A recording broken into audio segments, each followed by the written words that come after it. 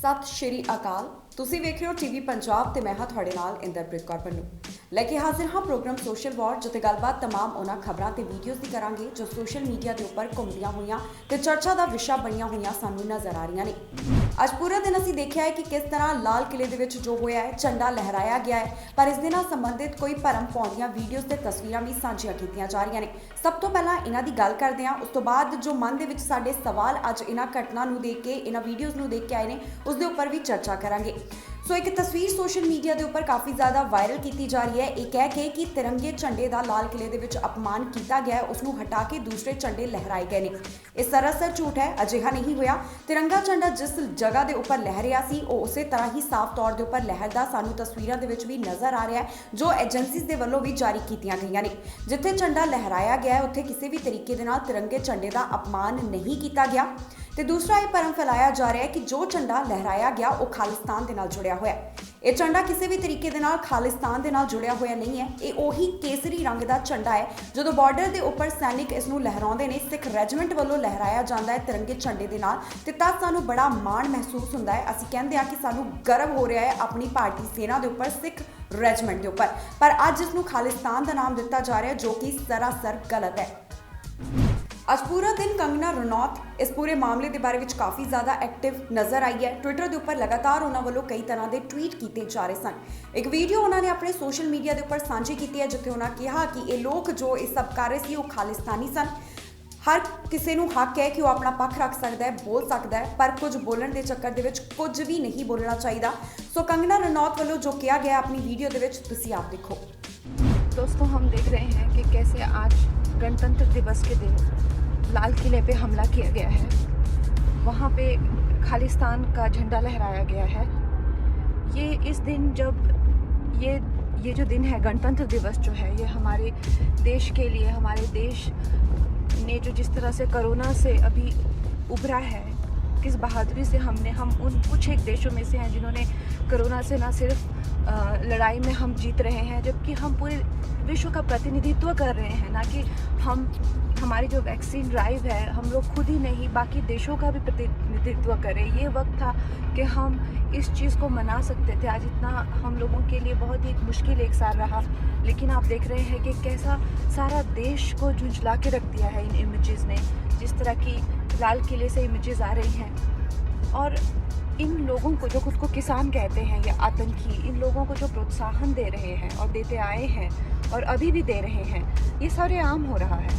ये सबके आम इनको प्रोत्साहित किया जा रहा है सबके सामने, और सबके सामने ये तमाशा हो रहा है। आज दुनिया में हम मजाक बन के रह गए हैं। कुछ हमारी इज्जत नहीं रही है। जब भी देखो हम गवारों की तरह, चाहे कोई दूसरे देश का प्राइम मिनिस्टर आए या कुछ आए, कभी भी नंगे होके बैठ जाते हैं। ये देश का कुछ नहीं होने वाला है।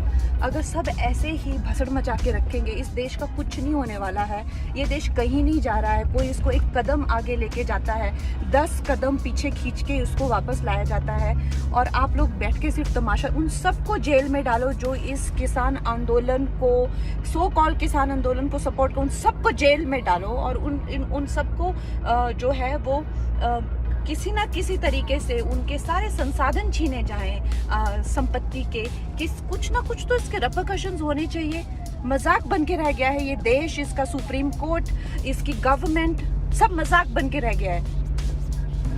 ਸੋ ਪਹਿਲੀ ਗੱਲ, ਜਿਸ ਝੰਡੇ ਨੂੰ ਕੰਗਨਾ ਰਣੌਤ ਵੱਲੋਂ ਖਾਲਿਸਤਾਨ ਦਾ ਝੰਡਾ ਦੱਸਿਆ ਗਿਆ ਹੈ, ਉਹ ਮੈਂ ਪਹਿਲਾਂ ਵੀ ਦੱਸ ਚੁੱਕੀ ਹਾਂ ਕਿ ਇਹ ਉਹ ਕੇਸਰੀ ਰੰਗ ਦਾ ਝੰਡਾ ਹੈ ਜਿਸ ਨੂੰ ਅਸੀਂ ਬੜੇ ਮਾਣ ਦੇ ਨਾਲ ਲਹਿਰਾਉਂਦੇ ਹਾਂ ਆਪਣੇ ਬਾਰਡਰ ਦੇ ਉੱਪਰ ਵੀ, ਜਿਸ ਨੂੰ ਇੱਕ ਸ਼ਕਤੀ ਦਾ, ਇੱਕ ਬੜੇ ਹੀ ਅਦਬ ਤੇ ਮਾਣ ਦਾ ਪ੍ਰਤੀਕ ਮੰਨਿਆ ਜਾਂਦਾ ਹੈ। ਪਰ ਉਸ ਨੂੰ ਖਾਲਿਸਤਾਨ ਦਾ ਜੋ ਨਾਮ ਦਿੱਤਾ ਜਾ ਰਿਹਾ ਉਹ ਸਰਾਸਰ ਗਲਤ ਹੈ।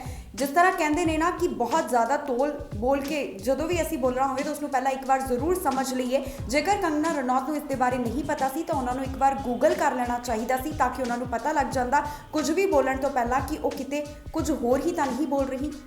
ਅੱਜ ਜੋ ਕੁਝ ਲਾਲ ਕਿਲੇ ਦੇ ਵਿੱਚ ਹੋਇਆ ਹੈ ਉਸ ਨੂੰ ਦੇਖ ਕੇ ਮਨ ਦੇ ਵਿੱਚ ਕਈ ਤਰ੍ਹਾਂ ਦੇ ਸਵਾਲ ਆਉਂਦੇ ਨੇ। ਇਹ ਜੋ ਹੋਇਆ ਉਹ ਕਿਉਂ ਹੋਇਆ, ਕਿਸ ਦੀ ਸ਼ੈ ਦੇ ਉੱਪਰ ਹੋਇਆ, ਇਸ ਸਭ ਦੇ ਪਿੱਛੇ ਕੌਣ ਹੈ, ਕਿਸ ਦੇ ਕਹਿਣ ਦੇ ਉੱਪਰ ਇਹ ਸਭ ਕੁਝ ਹੋਇਆ ਹੈ। ਕਿ ਪੁਲਿਸ ਉਹਨਾਂ ਨੂੰ ਲਾਲ ਕਿਲੇ ਦੇ ਵਿੱਚ ਦਾਖਲ ਹੋਣ ਤੋਂ ਨਹੀਂ ਰੋਕ ਸਕਦੀ ਸੀ? ਜੇ ਰੋਕ ਸਕਦੀ ਸੀ ਤਾਂ ਉਹਨਾਂ ਵੱਲੋਂ ਕਿਉਂ ਨਹੀਂ ਰੋਕਿਆ ਗਿਆ? ਸਭ ਤੋਂ ਪਹਿਲਾਂ ਦੱਸ ਦਈਏ ਕਿ ਜੇ ਉੱਥੇ ਪਹੁੰਚਣ ਵਾਲਿਆਂ ਦੇ ਉੱਪਰ ਸਵਾਲ ਖੜੇ ਹੋ ਰਹੇ ਨੇ ਤੇ ਦੂਸਰੇ ਸਵਾਲ ਜਿਹੜੇ ਨੇ ਉਹ ਪ੍ਰਸ਼ਾਸਨ ਦੇ ਉੱਪਰ ਤੇ ਸਰਕਾਰ ਦੇ ਉੱਪਰ ਵੀ ਖੜੇ ਹੋ ਰਹੇ ਨੇ। ਇਹ ਉਹੀ ਕਿਸਾਨ ਨੇ ਜਿਹੜੇ ਪੰਜਾਬ ਦੇ ਵਿੱਚ 6 ਮਹੀਨੇ ਤੱਕ ਬੈਠੇ ਰਹੇ ਨੇ ਰੇਲ ਦੀਆਂ ਪਟੜੀਆਂ ਦੇ ਉੱਪਰ, ਜਿਸ ਸਮੇਂ ਉਹਨਾਂ ਵੱਲੋਂ ਕੋਈ ਵੀ ਗਲਤ ਹੁੱਲੜਬਾਜ਼ੀ ਨਹੀਂ ਕੀਤੀ ਗਈ। ਹਰ ਮਾਰਚ ਜੋ ਉਹਨਾਂ ਨੇ ਪੰਜਾਬ ਦੇ ਵਿੱਚ ਵੀ ਕੱਢਿਆ, ਬੜੇ ਸ਼ਾਂਤਮਈ ਤਰੀਕੇ ਦੇ ਨਾਲ ਕੱਢਿਆ। ਉਸ ਤੋਂ ਬਾਅਦ ਦਿੱਲੀ ਰਵਾਨਾ ਹੋਏ ਨੇ, ਆਪਣਾ ਸਾਰਾ ਸਮਾਨ ਲੈ ਕੇ ਗਏ ਨੇ, ਆਪਣਾ ਰਹਿਣ ਦਾ ਵੀ ਉੱਥੇ ਪੂਰਾ ਪ੍ਰਬੰਧ ਉਹਨਾਂ ਵੱਲੋਂ ਖੁਦ ਕੀਤਾ ਗਿਆ ਹੈ। ਕਿਸੇ ਤੋਂ ਕੋਈ ਮਦਦ ਨਹੀਂ ਲਈ ਗਈ, ਕੋਈ ਵੀ ਉਹਨਾਂ ਵੱਲੋਂ ਕਿਸੇ ਤਰ੍ਹਾਂ ਦੀ ਫੈਸਿਲਿਟੀ ਨਹੀਂ ਲਈ ਗਈ। ਉਸ ਤੋਂ ਬਾਅਦ ਦਿੱਲੀ ਦੇ ਵਿੱਚ ਵੀ ਸਮੇਂ-ਸਮੇਂ ਦੇ ਉੱਪਰ ਜੋ ਉਹ ਪ੍ਰਦਰਸ਼ਨ ਕਰ ਰਹੇ ਸਨ ਉਸ ਨੂੰ ਵੀ ਬੜੇ ਸ਼ਾਂਤੀ ਦੇ ਨਾਲ ਅੱਗੇ ਵਧਾਇਆ ਜਾ ਰਿਹਾ ਸੀ। ਜੋ ਕਿਸਾਨ ਜਥੇਬੰਦੀਆਂ ਨੇ ਲਗਾਤਾਰ ਅਪੀਲ ਕਰ ਰਹੀਆਂ ਸੀ ਕਿ ਕਿਸੇ ਵੀ ਤਰੀਕੇ ਦੀ ਹੁੱਲੜਬਾਜ਼ੀ ਹੈ ਇਸ ਦੇ ਵਿੱਚ ਨਾ ਕੀਤੀ ਜਾਵੇ, ਕਿਉਂਕਿ ਉਹਨਾਂ ਨੂੰ ਪਹਿਲਾਂ ਹੀ ਪਤਾ ਸੀ ਕਿ ਇੱਕ ਤਬਕਾ ਅਜਿਹਾ ਬੈਠਿਆ ਹੈ ਜੋ ਕੀ ਦਾ ਕੀ ਬਣਾ ਦੇਵੇਗਾ। ਅੱਜ ਉਹੀ ਕੁਝ ਹੋਇਆ ਹੈ। ਕਿਸੇ ਇੱਕ ਦੀ ਗਲਤੀ ਦੇ ਨਾਲ ਪੂਰਾ ਜੋ ਕਹਿ ਲਈਏ ਇਹ ਅੰਦੋਲਨ ਹੈ ਉਹ ਨਜ਼ਰਾਂ ਦੇ ਵਿੱਚ ਆ ਗਿਆ ਹੈ। ਕਈ ਤਰ੍ਹਾਂ ਦੇ ਸਵਾਲ ਇਸ ਅੰਦੋਲਨ ਦੇ ਉੱਪਰ ਵੀ ਖੜੇ ਹੋਏ ਨਜ਼ਰ ਆਉਂਦੇ ਨੇ। ਲਾਲ ਕਿਲੇ ਦੇ ਵਿੱਚ ਜੋ ਹੋਇਆ ਉਹ ਇਸ ਤਰ੍ਹਾਂ ਨਹੀਂ ਹੋਣਾ ਚਾਹੀਦਾ ਸੀ, ਕਿਉਂਕਿ ਨਾ ਤੇ ਇਸ ਨੂੰ ਪਲਾਨ ਦੇ ਵਿੱਚ ਸ਼ਾਮਿਲ ਕੀਤਾ ਗਿਆ ਸੀ। ਜੋ ਕਿਸਾਨ ਜਥੇਬੰਦੀਆਂ ਸਨ, ਜੋ ਕਿਸਾਨ ਸਨ, ਉਹ ਆਪਣਾ ਇੱਕ ਪਾਸੇ ਜਿੱਥੇ ਤੈਅ ਕੀਤਾ ਗਿਆ ਸੀ ਉੱਥੇ ਮਾਰਚ ਕਰਦੇ ਨਜ਼ਰ ਆਏ ਨੇ। ਉਹਨਾਂ ਨੇ ਉਸੇ ਤਰ੍ਹਾਂ ਉਸ ਨੂੰ ਪੂਰਾ ਕੀਤਾ, ਪਰ ਉਸ ਦੇ ਉੱਪਰ ਜ਼ਿਆਦਾ ਨਜ਼ਰਾਂ ਨਹੀਂ ਗਈਆਂ, ਕਿਉਂਕਿ ਧਿਆਨ ਅੱਜ ਜੋ ਲਾਲ ਕਿਲੇ ਦੇ ਵਿੱਚ ਘਟਨਾ ਵਾਪਰੀ ਸੀ ਉਸ ਦੇ ਉੱਪਰ ਗਿਆ ਸੀ। ਸੋ ਪੁਲਿਸ ਪ੍ਰਸ਼ਾਸਨ ਨੂੰ ਪਤਾ ਸੀ ਕਿ ਕਿਸਾਨ ਮਾਰਚ ਕੱਢਣ ਵਾਲੇ ਹਨ। ਉਹਨਾਂ ਵੱਲੋਂ ਪ੍ਰਬੰਧ ਕੀਤੇ ਜਾਣ ਦੀ ਵੀ ਗੱਲ ਸਮੇਂ-ਸਮੇਂ ਦੇ ਉੱਪਰ ਕਹੀ ਜਾ ਰਹੀ ਸੀ। ਆਸਮਾਨ ਦੇ ਉੱਪਰੋਂ ਵੀ ਨਜ਼ਰ ਰੱਖੀ ਜਾ ਰਹੀ ਸੀ। ਪੂਰੇ ਤਰ੍ਹਾਂ ਦੇ ਨਾਲ ਇਸ ਪੂਰੇ ਅੰਦੋਲਨ ਦੇ ਉੱਪਰ ਨਜ਼ਰ ਸਭ ਦੀ ਹੋਈ ਟਿਕੀ ਹੋਈ ਸੀ। ਪਰ ਜੇਕਰ ਗੱਲ ਕਰੀਏ ਇਸ ਲਾਲ ਕਿਲੇ ਦੇ ਵਿੱਚ ਜੋ ਪ੍ਰੋਟੈਸਟਰਸ ਪਹੁੰਚੇ ਨੇ, ਜੋ ਸ਼ਾਮਿਲ ਹੋਏ ਨੇ, ਉਹਨਾਂ ਨੂੰ ਕੀ ਗੱਲ ਰੋਕਿਆ ਨਹੀਂ ਜਾ ਸਕਦਾ ਸੀ? ਕਿ ਜੇ ਤੁਹਾਨੂੰ ਲੱਗਦਾ ਸੀ ਕਿ ਉਹ ਆਪਣਾ ਜੋ ਤੈਅ ਕੀਤਾ ਗਿਆ ਇੱਕ ਰਸਤਾ ਹੈ ਉਸ ਤੋਂ ਭਟਕ ਗਏ ਨੇ, ਤਾਂ ਫਿਰ ਕਿਉਂ ਉਹਨਾਂ ਨੂੰ ਅੱਗੇ ਨਹੀਂ ਰੋਕਿਆ ਗਿਆ? ਲਾਲ ਕਿਲੇ ਦੇ ਵਿੱਚ ਦਾਖਲ ਹੋਣ ਕਿਉਂ ਦਿੱਤਾ ਗਿਆ?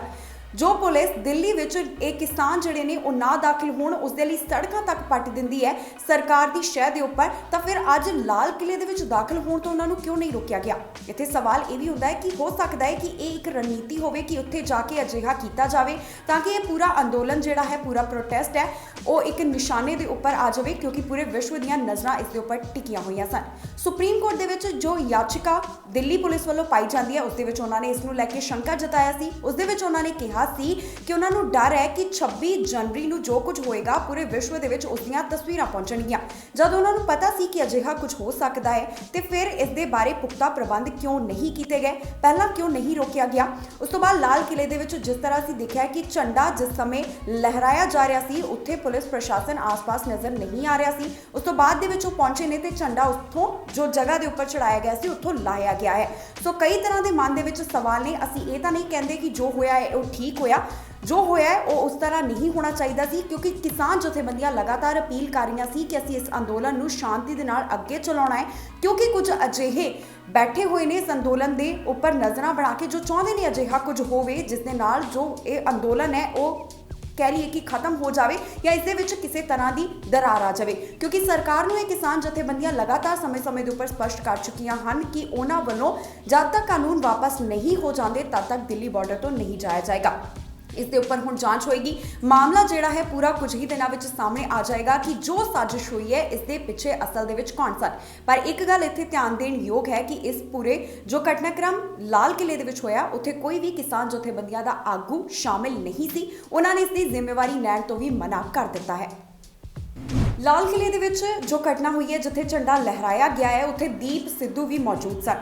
ਉਹਨਾਂ ਵੱਲੋਂ ਖੁਦ ਆਪਣੇ ਸੋਸ਼ਲ ਮੀਡੀਆ ਦੇ ਉੱਪਰ ਤਸਵੀਰਾਂ ਤੇ ਵੀਡੀਓ ਸਾਂਝੀਆਂ ਕੀਤੀਆਂ ਗਈਆਂ ਨੇ। ਪਰ ਉਸ ਤੋਂ ਬਾਅਦ ਜਦੋਂ ਪੁਲਿਸ ਪ੍ਰਸ਼ਾਸਨ ਉੱਥੇ ਪਹੁੰਚਦਾ ਹੈ, ਜਦੋਂ ਉਹਨਾਂ ਨੂੰ ਰੋਕਿਆ ਜਾਂਦਾ ਹੈ ਜਾਂ ਫਿਰ ਲਾਲ ਕਿਲਾ ਖਾਲੀ ਕਰਵਾਇਆ ਜਾਂਦਾ ਹੈ, ਉਸ ਸਮੇਂ ਦੀਪ ਸਿੱਧੂ ਨਜ਼ਰ ਨਹੀਂ ਆਉਂਦੇ। ਉਹ ਪਤਾ ਨਹੀਂ ਕਿੱਥੇ ਚਲ ਗਏ ਸਨ ਤੇ ਉਸ ਤੋਂ ਬਾਅਦ ਕਈ ਤਰ੍ਹਾਂ ਦੇ ਸਵਾਲ ਵੀ ਪੁੱਛੇ ਜਾ ਰਹੇ ਸਨ ਕਿ ਜੋ ਹੁਣੇ-ਹੁਣੇ ਦੀਪ ਸਿੱਧੂ ਇੱਥੇ ਨਜ਼ਰ ਆ ਰਹੇ ਸੀ ਉਹ ਇੱਕਦਮ ਕਿੱਥੇ ਚਲੇ ਗਏ। ਪਰ ਬਾਅਦ ਦੇ ਵਿੱਚ ਉਹ ਲਾਈਵ ਹੁੰਦੇ ਨੇ ਤੇ ਲਾਈਵ ਹੋ ਕੇ ਪੂਰੀ ਘਟਨਾ ਦੇ ਬਾਰੇ ਦੇ ਵਿੱਚ ਉਹਨਾਂ ਵੱਲੋਂ ਜਾਣਕਾਰੀ ਦਿੱਤੀ ਜਾਂਦੀ ਹੈ। ਸੋ ਦੇਖੋ ਉਹਨਾਂ ਦੀ ਇਹ ਵੀਡੀਓ।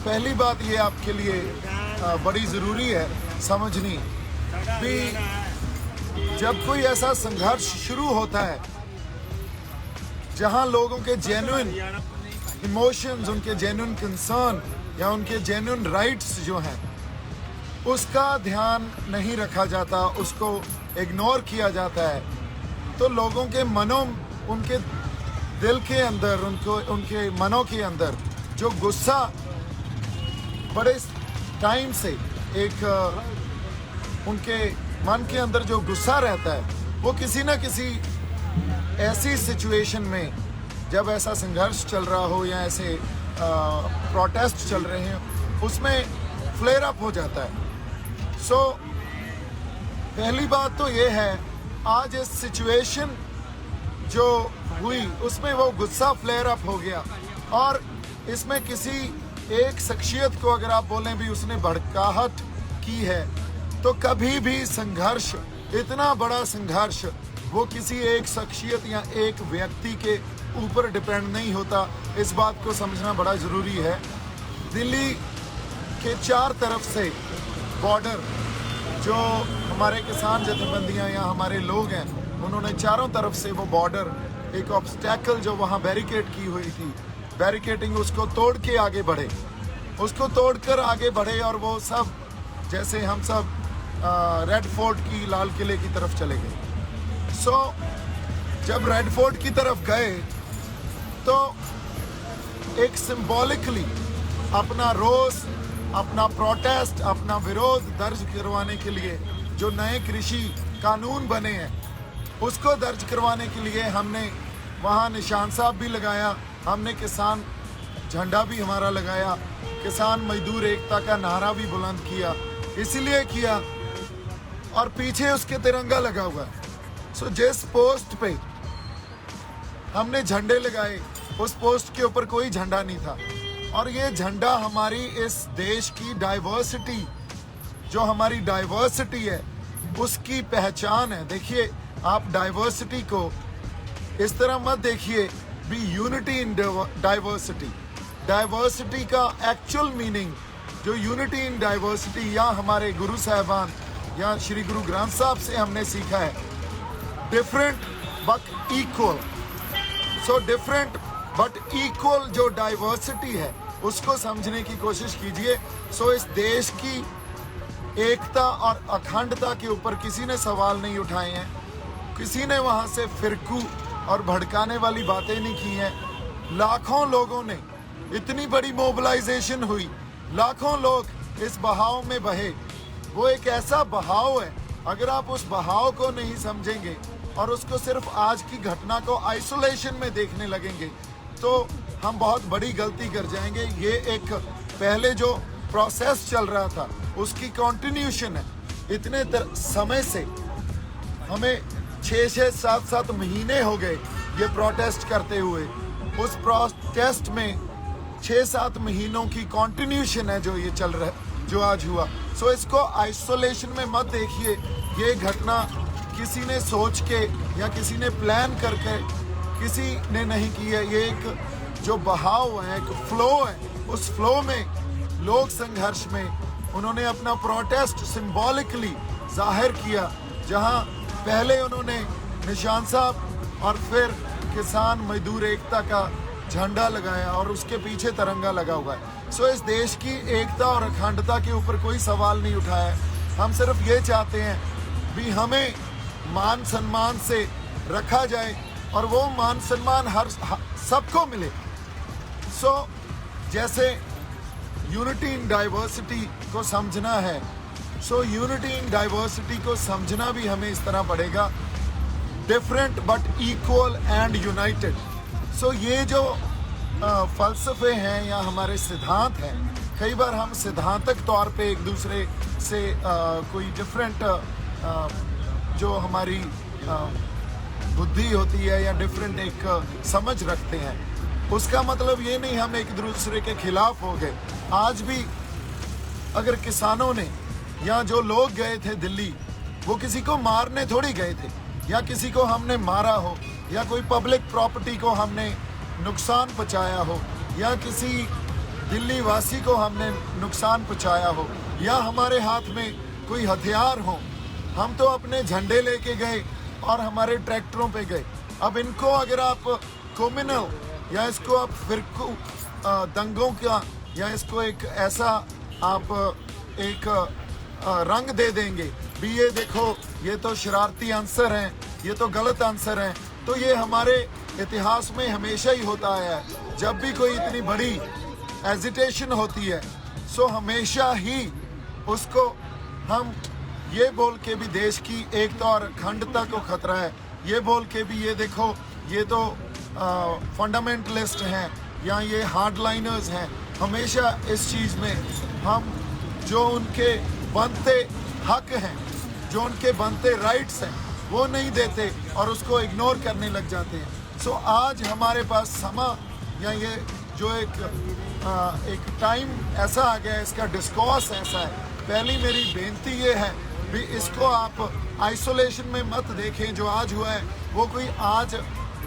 एक आइसोलेशन में या आज की घटना नहीं है, ये एक लंबा प्रोसेस था, उसकी कंटिन्यूशन है और आज भी वहाँ सिंबॉलिकली हमने अपना रोष जताया है। ਆਪਣਾ ਪੱਖ ਦੀਪ ਸਿੱਧੂ ਵੱਲੋਂ ਰੱਖਿਆ ਗਿਆ ਹੈ, ਪਰ ਹੁਣ ਕਿਤੇ ਨਾ ਕਿਤੇ ਗ੍ਰਹਿ ਮੰਤਰਾਲੇ ਦੀਆਂ ਨਜ਼ਰਾਂ ਦੇ ਵਿੱਚ ਵੀ ਦੀਪ ਸਿੱਧੂ ਆ ਗਏ ਨੇ, ਕਿਉਂਕਿ ਉਹਨਾਂ ਨੇ ਇਹ ਗੱਲ ਕਹੀ ਹੈ ਕਿ ਦੀਪ ਸਿੱਧੂ ਤੇ ਲੱਖਾ ਸਿਧਾਣਾ ਦੇ ਉੱਪਰ ਜਾਂਚ ਕੀਤੀ ਜਾਵੇਗੀ, ਉਹਨਾਂ ਦੇ ਉੱਪਰ ਪੜਤਾਲ ਕੀਤੀ ਜਾਵੇਗੀ।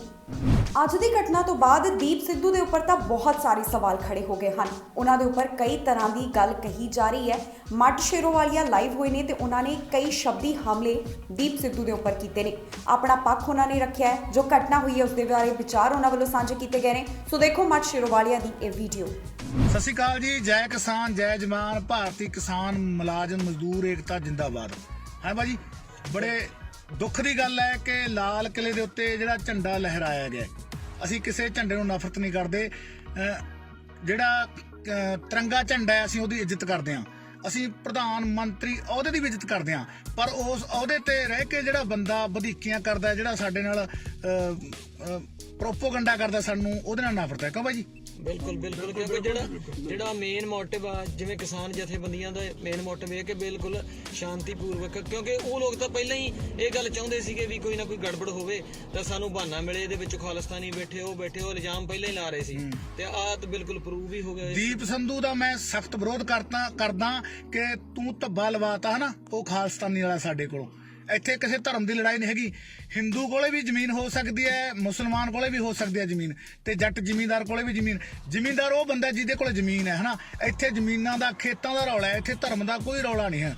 ਠੀਕ ਹੈ, ਤੁਸੀਂ ਮੰਨ ਲਓ, ਤੁਸੀਂ ਦੂਜਾ ਝੰਡਾ ਲਾ ਕੇ ਜਦੋਂ ਝੰਡਾ ਲਹਿਰਾਇਆ, ਇਹ ਤੁਹਾਡੀ ਬਿਲਕੁਲ ਗਲਤ ਗੱਲ ਹੈ। ਤੁਸੀਂ ਯਾਰ ਸਬਰ ਕਿਉਂ ਨਹੀਂ ਪਰਖਿਆ? ਪਿਛਲੇ 62 ਦਿਨਾਂ ਤੋਂ ਦਿੱਲੀ ਦੇ ਵਿੱਚ ਬੈਠੇ ਨੇ ਸਾਡੇ ਆਗੂ। ਪਹਿਲੀ ਗੱਲ, ਸਾਡੇ ਆਗੂਆਂ ਨੇ ਜਿਹੜਾ ਰੂਟ ਮਿਥਿਆ ਸੀ, ਜਿਹੜਾ ਰੂਟ ਡਿਸਾਈਡ ਕੀਤਾ ਸੀ, ਤੁਸੀਂ ਉਸ ਰੂਟ ਤੇ ਕਿਉਂ ਨਹੀਂ ਗਏ? ਉਸ ਰੂਟ ਨੂੰ ਕਿਉਂ ਨਹੀਂ ਫੋਲੋ ਕੀਤਾ? ਲਾਲ ਕਿਲੇ ਤੇ ਤੁਹਾਨੂੰ ਜਾਣ ਨੂੰ ਕਿਹਨੇ ਕਿਹਾ ਤੇ ਲਾਲ ਕਿਲੇ ਤੁਸੀਂ ਪਹੁੰਚੇ ਕਿਵੇਂ? ਦੀਪ ਸਿੱਧੂ ਮੈਂ ਪੁੱਛਦਾ ਵੀ ਤੂੰ ਲਾਲ ਕਿਲੇ ਤੇ ਪਹੁੰਚਿਆ ਕਿਵੇਂ? ਪਹਿਲੀ ਗੱਲ, ਜਦੋਂ ਮੈਂ ਹੁਣ ਦੀਪ ਸਿੱਧੂ ਦਾ ਮੈਂ ਸਹੁੰ ਲੱਗੇ ਸਖਤ ਖਿਲਾਫ ਕਰਦਾ, ਮੈਂ ਆਪਦੇ ਦਿਮਾਗ ਦੇ ਹਿਸਾਬ ਨਾਲ ਬਾਈ। ਪਹਿਲੀ ਗੱਲ, ਜਦੋਂ ਸਾਡੇ ਬਾਰਡਰ ਰੋਕੇ ਗਏ ਨੇ, ਇਹ ਪਹਿਲਾਂ ਦਿੱਲੀ ਪਹੁੰਚ ਗਿਆ। ਤੂੰ ਕਿੱਦਾਂ ਦਿੱਲੀ ਪਹੁੰਚ ਗਿਆ ਜਦੋਂ ਅਸੀਂ ਨਹੀਂ ਪਹੁੰਚ ਸਕੇ? ਟੋਏ ਪੱਟੇ ਸੀਗੇ। ਕਹਿੰਦਾ ਜੀ ਮੈਂ ਖੇਤਾਂ ਵਿੱਚ ਦੀ ਗਿਆ, ਮੈਂ ਛੋਟਾ ਜਿਹਾ ਗੀਤਕਾਰ ਹਾਂ, ਬਾਈ ਕਲਾਕਾਰ ਹੈ। ਅੱਜ ਅਸੀਂ ਬੜੀ ਮੁਸ਼ਕਲ ਨਾਲ ਪਹੁੰਚੇ ਹਾਂ 5 ਕਿਲੋਮੀਟਰ। ਲੋਕ ਤੁਹਾਡੇ ਨਾਲ ਫੋਟੋਆਂ ਕਰਾ ਕੇ ਤੁਹਾਨੂੰ ਰੋਕ ਦਿੰਦੇ ਨੇ, ਕਿਉਂਕਿ ਤੁਹਾਨੂੰ ਚਾਹੁੰਦੇ ਆ ਲੋਕ। ਫਿਰ ਤੂੰ ਕਿੱਦਾਂ ਪਹੁੰਚ ਗਿਆ ਲਾਲ ਕਿਲੇ ਤੇ? ਤੂੰ ਲਾਲ ਕਿਲੇ ਤੇ ਕਿੱਦਾਂ ਪਹੁੰਚ ਸਕਦਾ ਜਦੋਂ ਕਿ ਜਨੂਨੀ ਲੋਕ ਤਾਂ ਉੱਥੇ ਪਹੁੰਚੇ ਨਹੀਂ? ਇਹਦਾ ਮਤਲਬ ਕਿਤੇ ਨਾ ਕਿਤੇ ਦਾਲ ਦੇ ਵਿੱਚ ਬਈ ਕਾਲਾ ਹੈ। ਦੀਪ ਸਿੱਧੂ ਪਰ ਇਹੋ ਜਿਹੇ ਗਦਾਰ ਕੌਮ ਦੇ ਵਿੱਚ ਵੀ ਆਉਂਦੇ ਰਹੇ, ਪਹਿਲਾਂ ਵੀ ਗੰਗੂ ਵਰਗੇ ਆਉਂਦੇ ਰਹੇ, ਪਰ ਕੌਮਾਂ ਨੂੰ ਫਰਕ ਨਹੀਂ ਪੈਂਦਾ ਹੁੰਦਾ। ਸੱਚੇ ਦਿਲੋਂ ਨੇ ਤੇ ਸਾਡੇ ਆਗੂਆਂ ਦੇ ਮਿੱਥੇ ਹੋਏ ਟੀਚੇ ਅੱਜ ਵੀ ਕਾਇਮ ਨੇ ਤੇ ਬਰਕਰਾਰ ਰਹਿਣਗੇ। ਕਿਉਂ ਬਾਈ? ਬਿਲਕੁਲ ਬਿਲਕੁਲ ਬਾਈ ਜੀ। ਦੇਖੋ, ਜਿਹੜਾ ਇੰਨਾ ਉਹਨਾਂ ਨੇ ਸੁਹਿਰਦਤਾ ਦੇ ਨਾਲ ਇੰਨਾ ਸੰਘਰਸ਼ ਲੜਿਆ, ਉਹਨੂੰ ਸਾਬੋਤਾਜ ਕਰਨ ਵਾਲੀ ਗੱਲ ਹੀ ਹੈ ਨਾ। ਅੱਛਾ, ਉਹ ਨਹੀਂ ਕਰ ਸਕਦੇ ਸੀ? ਆ ਝੰਡਾ ਲਹਿਰਾਉਣ ਨੂੰ ਉਹ ਨਹੀਂ ਕਰ ਸਕਦੇ ਸੀਗੇ?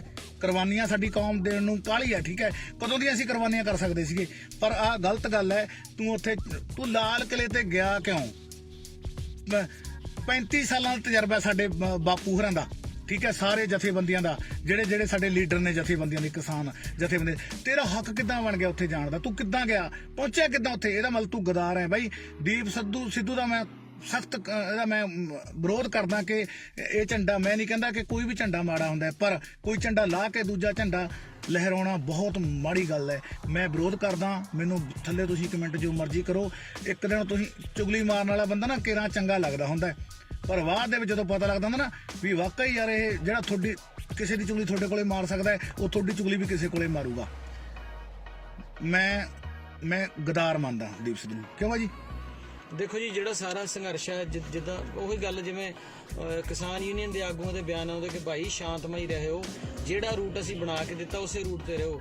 ਠੀਕ ਹੈ। ਸਭ ਨੇ ਦੇਖੋ ਲਾਏ ਹੋਏ ਆ, ਸਭ ਝੰਡੇ ਕਿਰਸਾਨੀ ਦੇ ਲੱਗੇ ਆ, ਤਿਰੰਗੇ ਲੱਗੇ ਹੋਏ ਆ। ਜੋ ਝੰਡਾ ਵੀ ਆਪਾਂ ਲਾਵਾਂਗੇ ਆਪਾਂ ਸਭ ਦਾ ਸਤਿਕਾਰ ਕਰਦੇ ਆ। ਪੰਥ ਦੇ ਝੰਡੇ ਵੀ ਲੱਗੇ, ਉਹਨਾਂ ਨੂੰ ਤਾਂ ਹਮੇਸ਼ਾ ਆਪਾਂ ਸਤਿਕਾਰ ਕਰਦੇ ਆ, ਹਨਾ। ਇਹਦਾ ਮਤਲਬ ਤੂੰ ਜਾਣ ਕੇ ਆਪਾਂ ਵਾਰ-ਵਾਰ ਜਿਹੜੀ ਚੀਜ਼ ਸਾਡੇ ਸਾਰੇ ਸੰਘਰਸ਼ ਨੂੰ ਇੰਨਾ ਨੁਕਸਾਨ ਪਹੁੰਚਾ ਸਕਦੀ ਯਾਰ, ਉਹ ਤਾਂ ਬਹੁਤ ਦੁੱਖ ਹੁੰਦਾ ਕਿ ਕਿੰਨੇ ਫੋਨ ਆ ਗਏ ਜਿਹੜੇ ਸੰਘਰਸ਼ ਦੇ ਅੰਦਰੋਂ ਮਤਲਬ ਬੰਦੇ ਨੂੰ ਐ ਸੀਗਾ ਵੀ ਵੇਖਿਓ ਫੇਲ ਹੋਊਗਾ, ਤੇ ਮੈਨੂੰ ਸੱਚੀ ਮੈਨੂੰ ਬੈਠੇ ਕਹਿੰਦੇ ਵੇਖਿਆ ਉਹੀ ਕੰਮ ਤਾਨੇ ਮਾਰਦੇ ਹਨ, ਪਰ ਫੇਲ ਤਾਂ ਨਹੀਂ ਹੋ ਸਕਦਾ ਬਈ। ਗਦਾਰ ਤਾਂ ਕੌਮ ਦੇ ਵਿੱਚ ਪਹਿਲਾਂ ਵੀ ਆਉਂਦੇ ਆਏ ਨਾ, ਕਿਉਂ ਨਾ ਗਦਾਰ ਕੌਮ ਦੇ ਵਿੱਚ ਪਹਿਲਾਂ ਵੀ ਆਉਂਦੇ ਆਏ ਆ, ਤੇ ਦੀਪ ਸਿੱਧੂ ਵਰਗੇ ਗਦਾਰ ਨਾਲ ਸਾਨੂੰ ਕੋਈ ਫਰਕ ਨਹੀਂ ਪੈਂਦਾ। ਸਾਡੀਆਂ ਸ਼ਹਾਦਤਾਂ ਨੇ, ਸਾਡੀਆਂ ਕੁਰਬਾਨੀਆਂ ਦੇਖੋ, ਹਨਾ।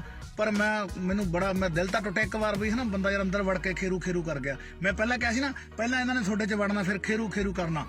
ਡਰ ਲੱਗਦਾ ਕਿਤੇ ਵਾਂਗ ਵਰਗਾੜੀ ਵਿਕ ਨਾ ਜਾਵੇ ਧਰਨਾ। ਇਹਨਾਂ ਲੀਡਰਾਂ ਤੋਂ ਪਹਿਲਾਂ ਵੀ ਆਪਾਂ ਕਿੰਨੀ ਵਾਰੀ ਚਾਰੇ ਗਏ। ਇਹ ਝੰਡੇ ਨਾਲ ਮੈਨੂੰ ਲੱਗਦਾ ਹੋਰ ਰਾਜਨੀਤੀ ਜਿਹੜੀ ਰੋਟੀ ਸੇਕੀ ਇਹਨਾਂ ਨੇ, ਬਾਈ ਮੇਰਾ ਤਾਂ ਦਿਲ ਟੁੱਟ ਗਿਆ। ਪਰ ਦਿਲ ਟੁੱਟਿਆ, ਹੌਸਲੇ ਨਹੀਂ ਟੁੱਟੇ, ਹਨਾ।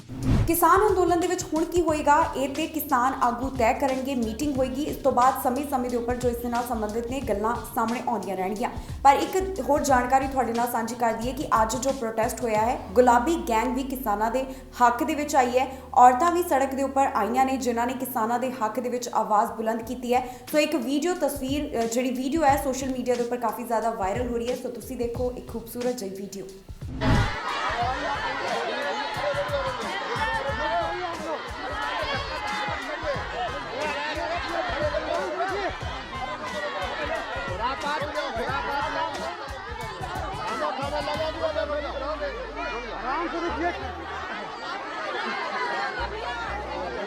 इनका मैम सर एक ट्रैक्टर हम लोग रोड पे करा देते हैं और वहाँ ज्ञापन हो जाए, कोई बात नहीं। जहाँ पे लाखों किसान मर गए वहाँ कोरोना नहीं है, जहाँ पे चुनाव हो रहा है और लाखों की भीड़ मच रही वहाँ कोरोना नहीं है। कोरोना सिर्फ किसानों के लिए है क्या सर? हाँ, साहब को आ जाने दो, हमने कहा साहब को आ जाने दो, हम मेन रोड पे नहीं मैं नहीं रोड पे, तो मेन रोड पे। अरे हमारे और ट्रैक्टर खड़े हैं ना, और जगह ट्रैक्टर आ रहे हैं। आप अरे अभी और ट्रैक्टर है ना हमारे, हम जब जो है कल 4 बजे से सुबह से सर जब गाँव से महिलाएं आती हैं तो ये होता है कि यहाँ है। ਕਿਸਾਨ ਆਗੂ ਪਹਿਲਾਂ ਹੀ ਕਹਿ ਰਹੇ ਸਨ ਕਿ ਇਹ ਲੜਾਈ ਜਿਹੜੀ ਹੈ ਉਹ ਜ਼ਬਰ ਦੇ ਉੱਪਰ ਸਬਰ ਦੀ ਲੜਾਈ ਹੈ। ਜੋਸ਼ ਦੇ ਵਿੱਚ ਹੋਸ਼ ਨਹੀਂ ਖੋਣਾ, ਅਸੀਂ ਸ਼ਾਂਤਮਈ ਤਰੀਕੇ ਦੇ ਨਾਲ ਅੰਦੋਲਨ ਕਰ ਰਹੇ ਹਾਂ। ਬੱਬੂ ਮਾਨ ਵੱਲੋਂ ਵੀ ਅਪੀਲ ਕਰਵਾਈ ਗਈ ਸੀ, ਕਿਉਂਕਿ ਬੱਬੂ ਮਾਨ ਦੀ ਨੌਜਵਾਨ ਸੁਣਦੇ ਨੇ, ਅਜਿਹਾ ਮੰਨਿਆ ਜਾਂਦਾ ਹੈ ਕਿਉਂਕਿ ਵੱਡੀ ਗਿਣਤੀ ਦੇ ਵਿੱਚ ਉਹਨਾਂ ਦੇ ਫੈਨਸ ਨੇ। ਜੇਕਰ ਬੱਬੂ ਮਾਨ ਕੋਈ ਅਪੀਲ ਕਰਦੇ ਨੇ ਤਾਂ ਫਿਰ ਉਸ ਨੂੰ ਮੰਨਿਆ ਵੀ ਜਾਂਦਾ ਹੈ। ਸੋ ਇੱਕ ਵਰਗ ਅਜਿਹਾ ਨਜ਼ਰ ਆਇਆ ਹੈ ਜਿਨ੍ਹਾਂ ਨੇ ਉਹਨਾਂ ਦੀ ਅਪੀਲ ਨੂੰ ਮੰਨਿਆ ਹੈ, ਕਿਸਾਨ ਜਥੇਬੰਦੀਆਂ ਦੀ, ਕਿਸਾਨ ਆਗੂਆਂ ਦੀ ਤੇ ਬੱਬੂ ਮਾਨ ਦੀ। ਤੇ ਦੂਜੇ ਪਾਸੇ ਜੋ ਹੋਇਆ ਹੈ ਉਹ ਵੀ ਸਾਨੂੰ ਸਭ ਨੂੰ ਪਤਾ ਹੈ। ਅਸੀਂ ਨਹੀਂ ਕਹਿੰਦੇ ਕਿ ਕੀ ਹੋਇਆ ਹੈ, ਉਸ ਦੇ ਵਿੱਚ ਕਿੰਨਾ ਪੱਖ ਗਲਤ ਸੀ, ਉਸ ਦੇ ਵਿੱਚ ਕਿੰਨਾ ਸਹੀ ਸੀ, ਕਿਉਂਕਿ ਹਰ ਕਿਸੇ ਦੇ ਹਰ ਮਾਮਲੇ ਦੇ ਬਾਰੇ ਵਿੱਚ ਆਪਣੇ ਵਿਚਾਰ ਹੁੰਦੇ ਹਨ। ਕਿਸੇ ਨੂੰ ਇਹ ਚੀਜ਼ ਚੰਗੀ ਲੱਗੇਗੀ, ਕਿਉਂਕਿ ਜਦੋਂ ਅਸੀਂ ਇਹ ਕੁਝ ਮਿੰਟ ਦੀ ਵੀਡੀਓ ਸੋਸ਼ਲ ਮੀਡੀਆ ਦੇ ਉੱਪਰ ਦੇਖਦੇ ਹਾਂ ਤਾਂ ਹੋ ਸਕਦਾ ਹੈ ਕਈਆਂ ਦੇ ਰੌਂਗਟੇ ਖੜੇ ਹੁੰਦੇ ਹੋਣ, ਇਸ ਨੂੰ ਦੇਖ ਕੇ ਇੱਕ ਜਜ਼ਬਾ ਤੇ ਜਨੂਨ ਆਉਂਦਾ ਹੋਵੇ। ਪਰ ਜੇਕਰ ਅਸੀਂ ਲੰਬੇ ਲੌਂਗ ਟਰਮ ਦੇ ਲਈ ਇਸ ਦੇ ਬਾਰੇ ਦੇ ਵਿੱਚ ਸੋਚੀਏ ਤਾਂ ਫਿਰ ਕਈ ਤਰ੍ਹਾਂ ਦੇ ਸਵਾਲ ਮਨ ਦੇ ਵਿੱਚ ਆਉਂਦੇ ਨੇ, ਕਿਉਂਕਿ ਇਸ ਅੰਦੋਲਨ ਦੇ ਨਾਲ ਜਦੋਂ ਇਸ ਨੂੰ ਜੋੜ ਕੇ ਦੇਖੀਏ, ਇਹ ਅੰਦੋਲਨ ਜਿਹੜਾ ਹੈ ਉਹ 1-2 ਦਿਨ ਦੇ ਵਿੱਚ ਖਤਮ ਹੋਣ ਵਾਲਾ ਅੰਦੋਲਨ ਨਹੀਂ ਹੈ। ਇਹ ਜੰਗ ਉਦੋਂ ਤੱਕ ਜਾਰੀ ਰਹੇਗੀ ਜਦੋਂ ਤੱਕ ਸਰਕਾਰ ਵੱਲੋਂ ਇਹ ਕਾਨੂੰਨ ਵਾਪਸ ਨਹੀਂ ਲੈ ਲਏ ਜਾਂਦੇ। ਅਸੀਂ ਇਹੀ ਉਮੀਦ ਕਰਦੇ ਹਾਂ ਕਿ ਸ਼ਾਂਤੀ ਜਿਹੜੀ ਹੈ ਉਹ ਬਰਕਰਾਰ ਰਹੇ, ਕਿਉਂਕਿ ਬਾਰਡਰ ਦੇ ਉੱਪਰ ਪਰਿਵਾਰਾਂ ਦੇ ਪਰਿਵਾਰ ਗਏ ਹੋਏ ਹਨ। ਦਿੱਲੀ ਦੇ ਵਿੱਚ ਬਹੁਤ ਸਾਰੇ ਅਜਿਹੇ ਪਰਿਵਾਰ ਨੇ ਜੋ ਸ਼ਾਮਿਲ ਹੋਏ ਨੇ। ਸੋ ਇਹੀ ਦੁਆ ਹੈ ਕਿ ਹੁਣ ਜੋ ਵੀ ਅੱਗੇ ਹੋਵੇ ਸ਼ਾਂਤਮਈ ਤਰੀਕੇ ਦੇ ਨਾਲ ਹੋਵੇ। ਵਾਹਿਗੁਰੂ ਇਹਨਾਂ ਸਭ ਦੇ ਉੱਪਰ ਮਿਹਰ ਕਰੇ। ਇਸ ਦੇ ਨਾਲ ਹੀ ਮੈਨੂੰ ਇੰਦਰਪ੍ਰੀਤ ਕੌਰ ਪੰਨੂ ਨੂੰ ਦਿਓ ਇਜਾਜ਼ਤ ਤੇ ਤੁਸੀਂ ਵੇਖਦੇ ਰਹੋ ਟੀਵੀ ਪੰਜਾਬ।